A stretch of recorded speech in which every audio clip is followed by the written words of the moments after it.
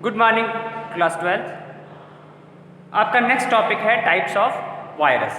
इससे पहले मैंने आपको कुछ वायरस के बारे में बताया था, मतलब ऐसे प्रोग्राम जो आपके सिस्टम को खराब करने की या एरर करने की कोशिश करते हैं। उनके टाइप्स बताए थे, ट्रोजन होता है, वॉर्म होता है और वायरस होता है। वायरस भी एक टाइप होता है, मैंने आपको बताया था। नॉर्मली तो हम लोग हर किसी को वायरस बोलते हैं, लेकिन वायरस भी अपने आप में एक टाइप है। ये मैंने आपको लास्ट वीडियो में बताया था।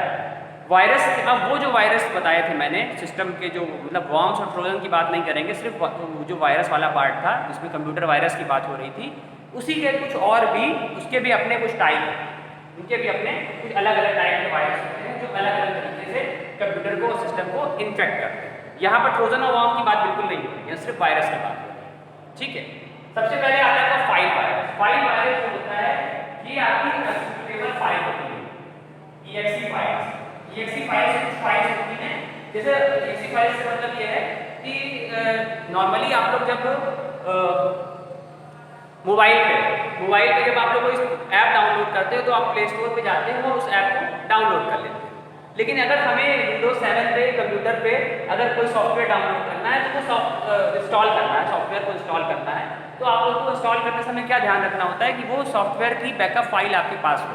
बैकअप फाइल मतलब अगर किसी के कंप्यूटर पे MS ऑफिस पड़ा हुआ है तो वो उससे आप अपने आप से कैप्चर करके अपने कंप्यूटर पे नहीं डाल सकते हो जब तक उसकी बैकअप फाइल ना हो। वो पूरा नेट से डाउनलोड करना पड़े, चाहे किसी और से मांगना पड़े, उसकी अपनी बैकअप फाइल होती है। उस बैकअप फाइल से ही वो इंस्टॉल होता है।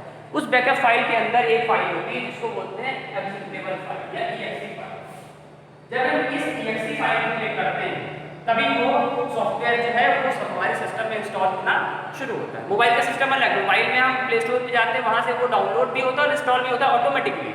लेकिन कंप्यूटर पे हमको डाउनलोड इंस्टॉल करने के लिए उसको कहीं से लाना पड़ेगा, किसी से मांग के लाना पड़ेगा या किसी इंटरनेट से कहीं से डाउनलोड करना पड़ेगा।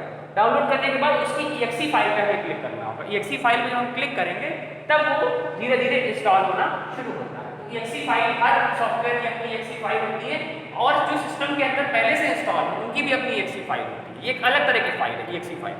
ठीक है, ये जो फाइल वायरस है ये इन्हीं EXE फाइल पर अटैक करता है, बाकी फाइल्स पर अटैक नहीं करता है। तो वो EXE फाइल पर अगर अटैक होगा तो अपने आप से वो सॉफ्टवेयर जो है वो सही तरीके से काम करना बंद कर देगा। मान लो आपके कंप्यूटर MS ऑफिस स्टोर्ड है, अब वो मतलब इंस्टॉल किया हुआ है, तो ये जो फाइल वायरस है ये उसी MS ऑफिस की EXE फाइल को करप्ट करेगा मतलब खराब करने की कोशिश करेगा। उस खराब करने की कोशिश में क्या होगा, मान लो फाइल खराब हो गई तो आपका MS ऑफिस जो है, चाहे एक्सेल हो चाहे पावर पॉइंट हो, वो काम करने में आपको दिक्कत करेगा, सही से वो ऑन नहीं होगा या फाइल नहीं सेव होगी या फाइल सेव करते समय दिक्कतें आएंगी, मतलब किसी भी तरीके की दिक्कत आ सकती है। साथ ही साथ कंप्यूटर के अंदर जितने भी सॉफ्टवेयर होंगे सबकी EXE फाइल को करप्ट कर देगा, कोई भी सॉफ्टवेयर। तो उससे क्या होगा कि आपके जितने भी सॉफ्टवेयर होंगे वो सही तरीके से काम नहीं करेंगे। वो या तो आइकन क्लिक कर, अगर कंप्यूटर के अंदर सॉफ्टवेयर पड़ा हो उसका आइकन आप क्लिक करेंगे या तो वो ओपन नहीं होगा, ओपन होगा तो वो अजीब तरीके से बिहेव करेगा। तो उसी तरीके से सारे सॉफ्टवेयर का बिहेवियर चेंज हो जाएगा। अटैक वो एक ही फाइल पे करता है, साथ पे अटैक नहीं करता है, एक ही फाइल पे अटैक करता है, लेकिन उससे असर पूरे पे होता है। भाई जैसे हमारी एक बॉडी है, हमारी बॉडी में कुछ पार्ट ऐसे जिनके मतलब उन पे अटैक हो जाएगा तो पूरी बॉडी काम करेगी। अगर आपके हाथ को तोड़ दिया जाए तो भी आपको कोई खास फर्क नहीं पड़ेगा, आप हाथ जुड़वा लोगे, बाकी के पार्ट काम करते हैं। लेकिन अब आपके ब्रेन में ही कोई गोली घुसा दे या चाकू घुसा दे या आपके सीने में चाकू घुसा दे, हार्ट में चाकू घुसा दे, तो आप पूरी तरीके से डेड हो जाओगे। बाकी आपके बॉडी पार्ट काम कर रहे हैं लेकिन फिर भी मेन पार्ट जो है वो वर्क करना बंद कर देगा। तो उसी तरीके से ये है कि EXE फाइल जो होती है वो किसी भी सॉफ्टवेयर की एक मेन पार्ट है। तो अगर इस फाइल को करप्ट कर दिया तो उससे बाकी का पूरा सॉफ्टवेयर है वो करप्ट हो जाएगा। पूरा सॉफ्टवेयर आपके सिस्टम पे इंस्टॉल है फिर भी वो ठीक तरीके से काम नहीं करेगा। तो ये फाइल वायरस बाकी फाइल्स को इफेक्ट नहीं करता है, ये नॉर्मली EXE फाइल को इफेक्ट करता है। EXE फाइल मतलब एग्जीक्यूटेबल फाइल। ये आपके मोबाइल में भी होती है, ऐसा नहीं है, मोबाइल में आपको देखने को नहीं मिलेगी क्योंकि वो प्ले स्टोर से डाउनलोड करो तो डायरेक्टली वो डाउनलोड भी होता है और इंस्टॉल भी होता है। लेकिन सिस्टम पे जब हम उसको इंस्टॉल करते हैं तो उसमें वो देखना पड़ता है क्योंकि वो हमको EXE फाइल पर ही डबल क्लिक करना होता है, उसके बाद वो रन होती है, तब जाकर वो पूरा का पूरा सॉफ्टवेयर जो है वो आपके सिस्टम में इंस्टॉल होता है। कोई भी सॉफ्टवेयर जो बाय इनबिल्ट सॉफ्टवेयर है उनकी बात अलग है, लेकिन जो भी हम सॉफ्टवेयर अलग से इंस्टॉल करते हैं, चाहे वो VLC मीडिया प्लेयर हो, चाहे वो कोई गेम हो, गेम में भी EXE फाइल होती है। अगर एक गेम आपके किसी फ्रेंड की सिस्टम पर इंस्टॉल है तो वो गेम आप अपने पे इंस्टॉल नहीं कर सकते जब तक उस गेम का बैकअप आपके पास ना हो। तो CD DVD आती हैं गेम्स की, उनसे भी कर सकते हैं, और नेट पे भी डाउनलोड हो जाते हैं, तो उनसे भी हम उस गेम को डाउनलोड करेंगे, फिर उसकी exe फाइल पे क्लिक करेंगे, तब जाके वो काम करेगा। ठीक है, तो ये फाइल वायरस जो है वो हमारा नॉर्मली exe फाइल को ही कमजोर करता है। उसके बाद इसको बताने से पहले ये इसको बताएंगे तो आपको कंफ्यूजन हो जाएगा कि मैक्रो वायरस जो होता है ये भी हमारी वर्ड और एक्सेल जैसी फाइल्स को ही अफेक्ट करता है, बाकी को अफेक्ट नहीं करता। ठीक है, तो ये बूट सेक्टर वायरस क्या होता है? बूट सेक्टर वायरस का मतलब क्या होता है? ये हार्ड डिस्क को अफेक्ट करता है। ये वायरस नॉर्मली हार्ड डिस्क को अफेक्ट करता है। मैंने आपको एग्जाम्पल बताया था पहले वाले वीडियो में कि मेरे फ्रेंड नहीं था, मतलब एक लड़का था मेरे साथ, दूसरे मेरे फ्रेंड के रूम पे रहता था, उसके लैपटॉप में कुछ वायरस आ गया था, जिसकी वजह से उसका लैपटॉप ऑन नहीं था। तो उसके में जो वायरस आया था तो उस वायरस ने उसकी हार्ड डिस्क को करप्ट कर दिया था। तो ऐसे ही कुछ वायरस होते हैं जिनको बूट सेक्टर वायरस होते हैं। ये उनका काम क्या होता है कि हार्ड डिस्क जो है, हार्ड डिस्क में हार्ड डिस्क में जितनी भी ड्राइव है, ये ड्राइव में बूट सेक्टर क्रिएट कर देंगे। बूट सेक्टर का मतलब कि जैसे मान लो ये ड्राइव इस तरह से दिखा रहा है, एक ड्राइव इस तरह की ड्राइव बनी हुई है, ठीक है, तो डी ड्राइव में मान लो यहाँ पर आपको डी ड्राइव 50 GB की है, 50 GB में आपका मान लो 21 GB आपका डेटा सेव है। ठीक है, 21 GB में आपका डेटा सेव है, बाकी का डेटा खाली है। लेकिन अगर ये इस तरह का वायरस आ जाएगा तो ये जो ब्लैंक स्पेस होगा ये इसको इफेक्ट करेगा। ये जो ब्लैंक स्पेस है, खाली वाला स्पेस पड़ा हुआ है, ब्लैंक स्पेस को ये इफेक्ट कर देता है, उससे ये ब्लैंक स्पेस खराब होगा। मतलब आपको फिर क्या होगा कि अगर ये ब्लैंक स्पेस इफेक्ट कर देगा तो ये आपको क्या होगा, दिखाने लगेगा है 25 GB, लेकिन ये शो करने लगेगा आपको 49 GB। 49 GB की आपका जो डेटा है वो पूरा फिल, 49 GB डेटा आपका पूरा, मतलब बाकी का फर्जी है, उसमें है कुछ नहीं, ना वो यूज हो रहा है ना वो अनयूज, मतलब वो अनयूज स्पेस को बर्बाद कर देता है। इसीलिए वो जो ये जो पार्ट होता है इसको बोलते हैं बूट सेक्टर। तो इसीलिए इसको बूट सेक्टर वायरस बोलते हैं कि ये हार्ड डिस्क के ब्लैंक स्पेस को नॉर्मली बेकार कर देता है। हालांकि बाद में ये रिमूव भी हो जाता है, आप पूरे सिस्टम को फॉर्मेट मार दो, पूरा चला जाता है। इसमें एंटीवायरस उतना हेल्पफुल नहीं हो पाता ऐसे वायरस के केस में। इसमें नॉर्मली क्या होता है, पूरे सिस्टम को फॉर्मेट करना होता है। जैसे मोबाइल को अपना फॉर्मेट करते हैं वैसे सिस्टम भी फॉर्मेट करता है, तो पूरे सिस्टम को फॉर्मेट कर देते हैं, पूरा सबको सारा डेटा का जितना डेटा सब डिलीट कर देते हैं। तो सारा डिलीट होने के बाद अपने आप से वो बूट सेक्टर सही हो जाता है, अपने आप से वो हार्ड डिस्क का जो पार्ट खराब हुआ है वो अपने आप से सही होता है। वो परमानेंटली नहीं खराब होता है, बहुत स्ट्रॉन्ग टाइप के कभी आ जाते हैं तो परमानेंटली भले खराब हो जाए, लेकिन नॉर्मल केसेस में ये बूट सेक्टर अपने आप सही हो जाते हैं, फॉर्मेट करते हैं। लेकिन ये बहुत बार एंटीवायरस से ये काम नहीं हो पाता है, फॉर्मेट होकर करना पड़ता है, फॉर्मेट करने के बाद ही बूट सेक्टर फ्री। तो नॉर्मली ये वायरस आपके हार्ड डिस्क के स्पेस को खराब कर देगा और बहुत बार हार्ड डिस्क को क्रैश भी कर देगा, मतलब वो हार्ड डिस्क में जितना भी डेटा सब चला है, सिर्फ इस वायरस के होने की वजह से जितना डेटा उसके अंदर है सारा का सारा डेटा अपने आप से बेकार है। तो ये मतलब ये भी पावरफुल वायरस की कैटेगरी में आता है। ठीक है, तो ये बूट सेक्टर वायरस और बाकी फाइल्स पे उतना, बाकी फाइल्स पे क्या, जब मेन सोर्स पे ही पूरा अटैक हो गया तो बाकी फाइल्स तो अपने आप ही चली जाएंगी। ये एक सिंगल फाइल को अटैक नहीं करता, सिंगल सॉफ्टवेयर को अटैक नहीं करता, पूरे के पूरे स्पेस को अटैक करता है। तो आप जब समझ लो पूरा घर के अंदर घुस जाना, जब पूरा घर के अंदर घुस जाएगा तो वैसे घर वाले बाहर हो जाएंगे। तो सेम चीज़ वही है कि उससे इफेक्ट तो होता ही है, पूरा फुल इफेक्ट है। तो लेकिन ये ज़्यादा पार्ट जो आपका ख़राब होता है वो है आपका हार्ड डिस्क।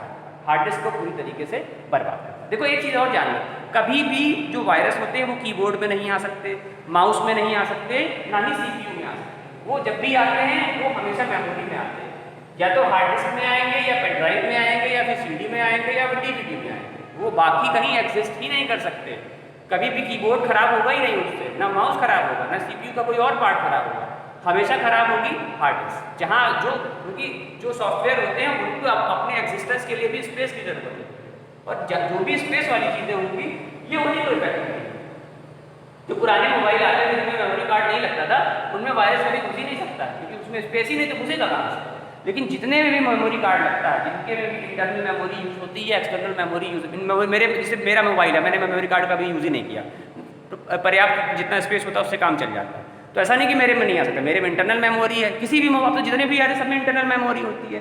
तो इंटरनल मेमोरी हो चाहे एक्सटर्नल मेमोरी को ही इफेक्ट करेगा, बाकी को इफेक्ट नहीं करता। कभी भी बाकी चीज़ों में वो नहीं घुस सकता, ना वो रैम में घुस जाएगा, ना वो ROM में घुसेगा, ना वो मदरबोर्ड में घुसेगा, ना SFPS में घुसेगा, ना CPU में, ना माउस में घुसेगा, ना कीबोर्ड में घुसेगा, ना मॉनिटर को इफेक्ट करेगा, सिर्फ और सिर्फ हार्ड डिस्क को इफेक्ट करेगा। करेगा, लेकिन हमारा सारा डेटा हार्ड डिस्क में ही स्टोर होता है, इसलिए हमारे सॉफ्टवेयर से लेके जो हमारी फाइल्स हैं वो सारी की सारी डिस्टर्ब है।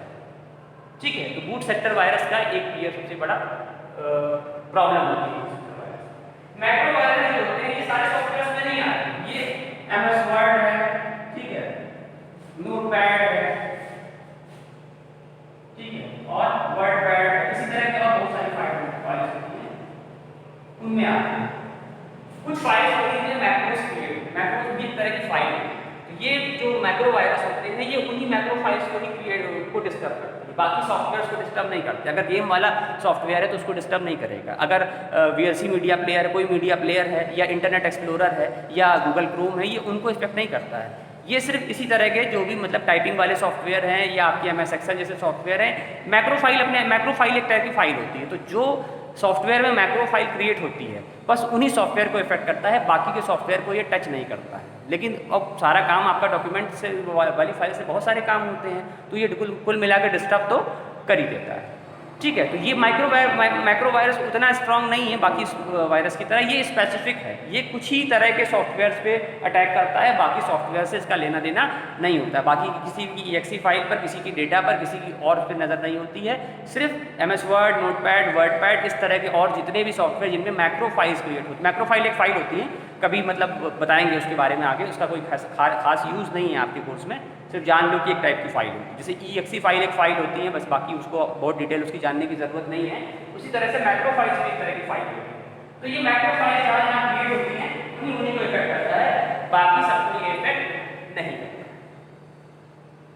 ठीक है, तो ये आपके थे टाइप्स ऑफ वायरस की वायरस कौन कौन से टाइप्स होते हैं, कि क्या क्या टाइप्स होते हैं और उनका क्या क्या रोल होता है। 2-3 चीज़ें और इसी में 2-4 पॉइंट्स और भी आपके हैं, जहाँ पे ये आपका टाइप्स ऑफ वायरस का लिखा होगा, उसमें लिखा एक आपका पॉइंट है कुकीज का और एक है फायर।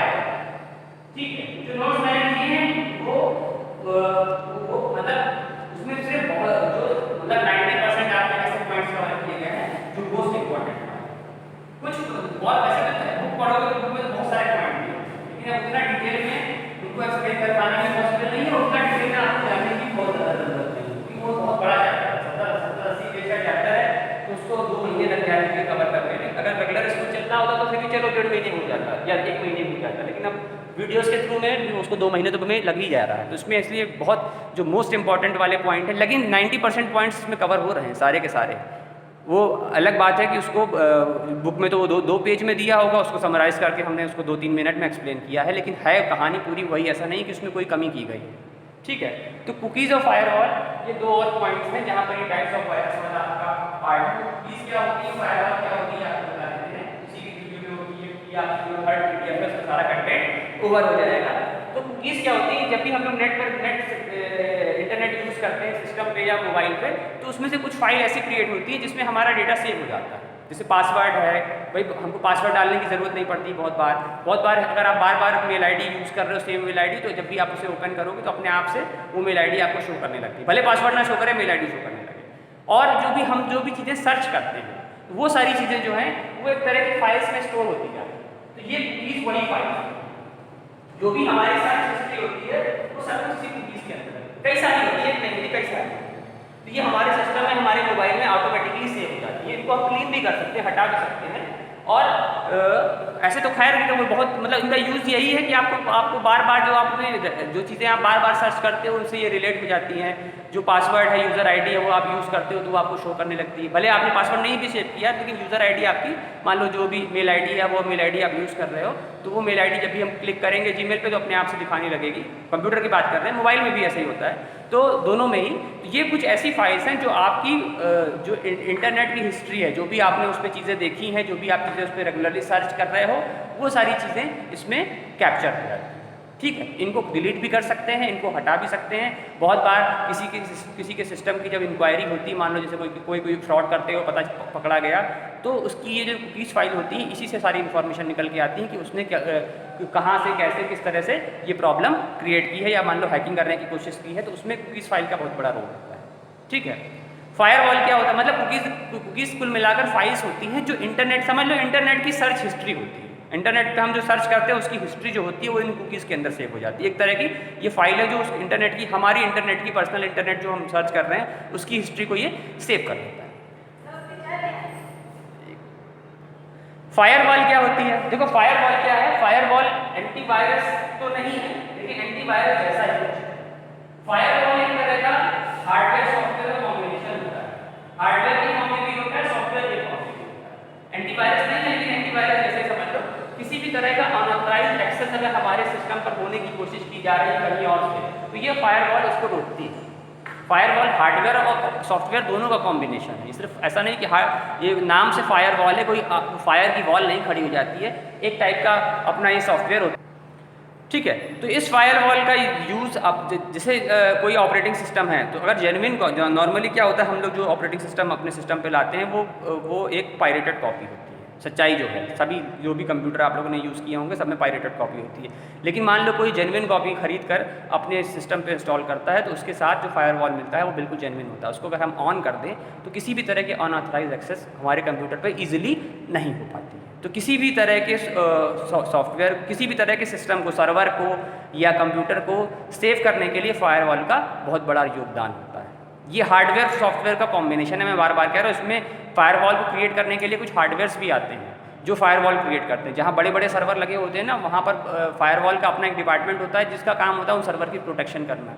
मल्टीपल लेवल की सिक्योरिटी होती है। जैसे मान लो जहाँ पर हमारे आधार का डेटा सेव है वहाँ की जो फायरवॉल होगी बहुत स्ट्रांग होगी, उसमें कई सारे ऐसे हार्डवेयर भी लगे होंगे जो हमारे उस डेटा को सेव करने के काम आ रहे होंगे। और ये सॉफ्टवेयर ही है, तो वैसे ये सॉफ्टवेयर ही है लेकिन ये हार्डवेयर सॉफ्टवेयर का कॉम्बिनेशन है। सिर्फ ये सॉफ्टवेयर ही नहीं है, हार्डवेयर का भी इसका बहुत बड़ा। तो ये टॉपिक इसको यहीं पर एंड होता है। जो थर्ड आपकी पीडीएफ है उसके जितने टॉपिक थे वो इस वीडियो के बाद से आपके कवर अप होते हैं। फायरवॉल की कहानी इतनी ही है, बहुत ऐसी कोई डिटेल कहानी इसमें नहीं है। ठीक है, एक ऐसा सॉफ्टवेयर या हार्डवेयर और सॉफ्टवेयर का ऐसा कॉम्बिनेशन जो हमारे सिस्टम को प्रोटेक्ट करता है उसको बोलते हैं फायरवॉल। अब आगे के जो वीडियोस आएंगे उसमें भी जब इसके बाद जब आपका टेस्ट हो जाएगा या बीच में हम सेंड कर देंगे वो पीडीएफ, आप लोग उसको धीरे धीरे करते रहना। जब आपको पहले आप लोग अपना टेस्ट पे फोकस करो, उसके बाद टेस्ट के बाद उसको कवर कर लेना, कॉपी में नोट कर लेना, तो वो सारे पॉइंट कवर कर लिए जाएंगे। मतलब 4-5 वीडियो में आपका ये वाला चैप्टर खत्म हो जाएगा। चैप्टर काफ़ी बड़ा है, आप लोगों ने खुद ही देखा होगा, बहुत सारे पॉइंट इसमें कवर हुए हैं और बहुत डिटेल में कवर, कुछ पॉइंट बहुत डिटेल में कवर इसीलिए नहीं किए गए क्योंकि वो बहुत ज़्यादा है। ऐसे कवर करेंगे तो बहुत लेट हो जाएगा और आपका एग्ज़ाम ये बिल्कुल आप लोग अपने दिमाग से निकाल देंगे कि एग्ज़ाम नहीं होगा। जब जेईई और नीट का एग्ज़ाम होगा तो आपका भी एग्ज़ाम होगा, तो बिल्कुल आप अपने दिमाग से चीज़ निकाल दें कि एग्ज़ाम होगा ही नहीं और हम ऐसे ही पास हो जाएंगे। बिल्कुल गलत है। 10th और 12th का एग्ज़ाम 100% होना ही होना है, चाहे भले वो मार्च में ना होकर जुलाई में हो। ऐसा हो सकता है, मेरे कहने के हमको इस तरह कोई इन्फॉर्मेशन नहीं है, ना ही एजुकेशन मिनिस्टर ने हमसे सलाह ली है, ऐसा कुछ नहीं है। ठीक है, लेकिन ये मेरा प्रिडिक्शन है कि हो सकता है एग्ज़ाम आपका मार्च में ना हो, जुलाई में हो, लेकिन एग्ज़ाम होगा ये कंफर्म है, 100% कंफर्म है। चाहे थोड़ा सा और स्कोर्स कम कर दिया जाए, कहने को ही कम किया गया है। 30% कम कहाँ हुआ है, 2-4 पॉइंट हटा दिए और कह दिया 30% कम है। तो इसलिए जो भी है आप लोगों को करना है, बिल्कुल आप लोग उसको मेंटली प्रिपेयर रहें कि आप लोगों को अच्छे से प्रिपरेशन करनी है। Okay, thank you.